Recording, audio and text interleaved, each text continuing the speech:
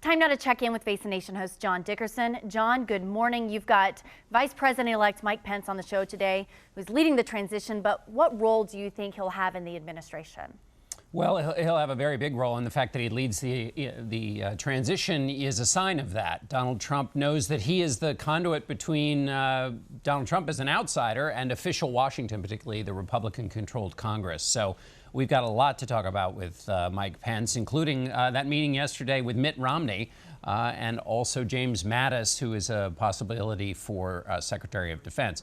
Then we're also going to talk to Kentucky Senator Rand Paul, who has said he might block some of Donald Trump's picks for his cabinet, and we'll talk to him about that, plus just how he reads the new picks that have been announced already and what it looks like the relationship will be between the Republicans in Congress and the new Republican president. And then we'll also talk to Minneapolis Congressman Keith Ellison. He's running to be head of the Democratic Party. What's his posture towards Donald Trump? A lot of Democrats think that the Democrats should be completely oppositional all the time. And then also, how is the Democratic Party going to get back on its feet? And then, Nikki, we'll have a tribute to our friend Gwen Ifill and also a policy discussion about some of the challenges ahead for the Trump administration.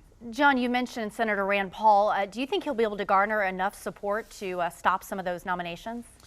Probably not, for a couple of reasons. One, Republicans want to give the new president the best foot forward, and then secondly, he may just be wanting, Senator Paul may just be wanting to have an open conversation about a lot of these issues. Sometimes trying to block a nomination is not so much about stopping the pick going forward, but just having a full public airing of the issues to get everything on the record.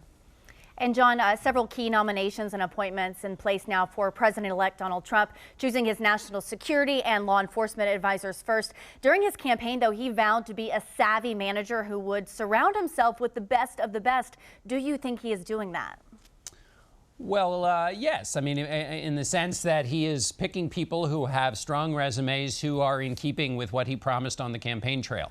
It's too early to judge whether he's a good manager since he hasn't had to manage them yet. One thing to watch for, though, is that he has picked some stout personalities. One of the challenges for any president is getting everybody, the strong egos that you surround yourself with, getting them all to work as a team. Sometimes they want to work as individuals, and that will be a challenge for Mr. Trump and President Trump, as it is for any president.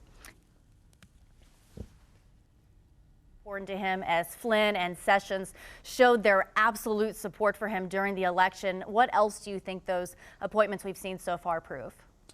Well, I think that's right. It proves so far that he's surrounded himself with people who have been loyal to him. He has not really gone too far out of his comfort zone in terms of the people he's picked, and particularly also for his senior advisor in the White House. Right now, that's kind of his approach, loyalists and people who believe in his approach to Washington. It's also important to note that he's picking people who are not necessarily in the coziest center of the Republican establishment. Although his chief of staff, Reince Priebus, is arguably a key member of the establishment as former head of the Republican National Committee. So that'll be interesting, too, to see the relationship between Donald Trump, who's promised to kind of blow up Washington and the establishment, and then how much he's going to work within the Republican establishment. John Dickerson, thank you so much. We look forward to seeing all of that, and especially that tribute to Gwen Ifill. Thanks, Nikki. Thank you.